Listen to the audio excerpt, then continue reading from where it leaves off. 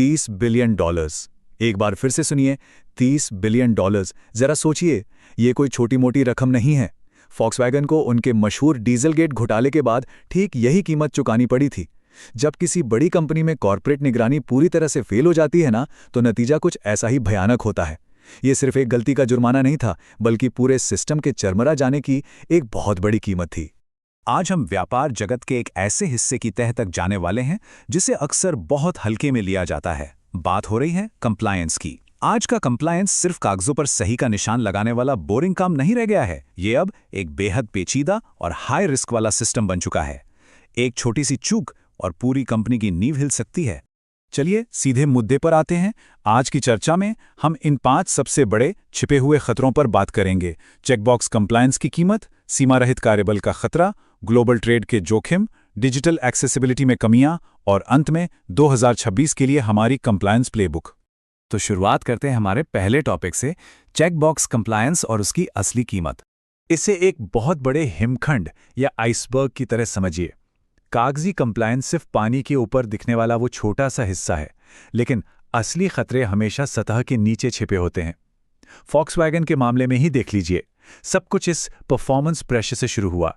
दुनिया की सबसे बड़ी कंपनी बनने की चाहत और एकदम अवास्तविक लक्ष्यों ने कर्मचारियों पर इतना ज्यादा दबाव डाल दिया कि उन्होंने लाखों गाड़ियों में गैर कानूनी सॉफ्टवेयर लगा दिए।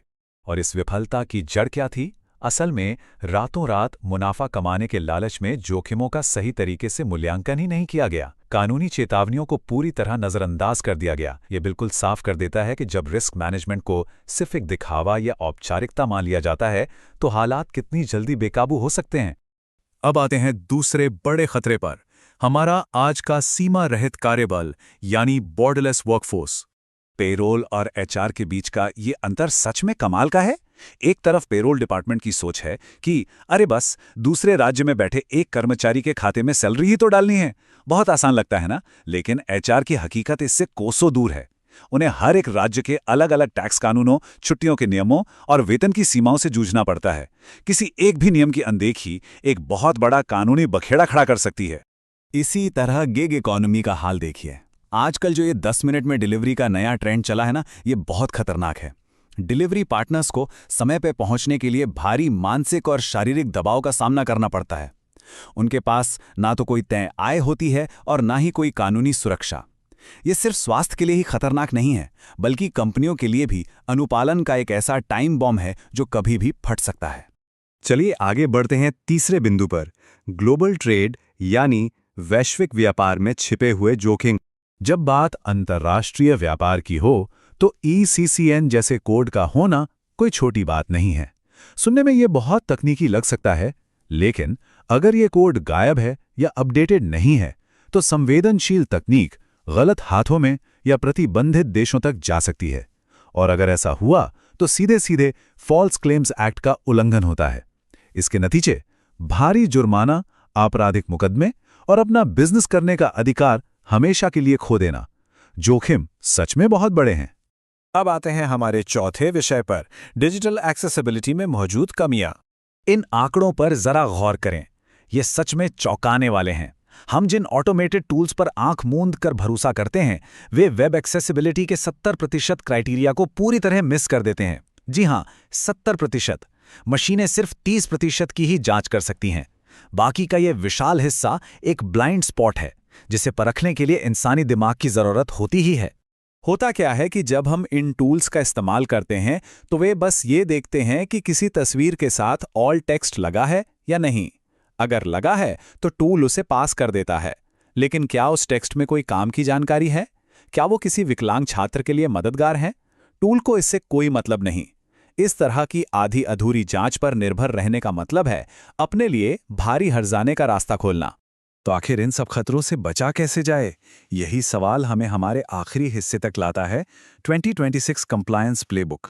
भविष्य के लिए हमें उन पुराने और धूल खा रहे नियम कानून के पुलिंदों को पीछे छोड़ना होगा।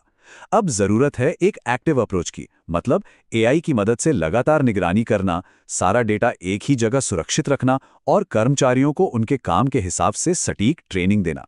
इसके साथ ही ESG मानकों को अपनाना और अपने वेंडर्स की कड़ाई से जांच करना भी अब अनिवार्य हो चुका है। इसे लागू करने के 4 सीधे और व्यवहारिक कदम हैं। पहला, कंप्लायंस को कोई बोझ नहीं बल्कि एक निवेश समझें। दूसरा, एक ऐसा स्वतंत्र सिस्टम बनाएं जो बिना किसी दबाव की निगरानी कर सके। तीसरा, रटी रटाई बातों की जगह असली काम से जुड़ी ट्रेनिंग दें। और चौथा, जो सबसे अहम है, लीडरशिप को खुद अपने काम से एक सही उदाहरण पेश करना होगा। जब तक टॉप मैनेजमेंट की नीयत साफ नहीं होगी, नीचे कुछ भी नहीं बदलेगा। इस पूरी चर्चा का सार क्रिस्टियन लिगार्ड के इस बेहतरीन विचार में छिपा है। उन्होंने बिल्कुल सही कहा है कि कंप्लायंस कोई खर्च नहीं है, ये भरोसे, सच्चाई और लंबी कामयाबी में किया गया एक निवेश है। एक ऐसा निवेश जो ये सुनिश्चित करता है कि कंपनी की बुनियाद मजबूत रहे और वो किसी भी तूफान का सामना कर सके। और इसीलिए आखिर में सोचने वाली सबसे बड़ी बात यही है, क्या आपकी कंपनी के नियम बस कागजों पर टिक लगाने के लिए हैं, या फिर वे उस कंपनी की असली कार्य संस्कृति का हिस्सा बन चुके हैं? सिर्फ खाना पूर्ति करने से अब काम नहीं चलने वाला। आज की इस तेजी से बदलती दुनिया में जोखिमों को मात देने का सिर्फ एक ही तरीका है, सही नीतियां और काम में पूरी ईमानदारी। तो क्या हम इसके लिए तैयार हैं?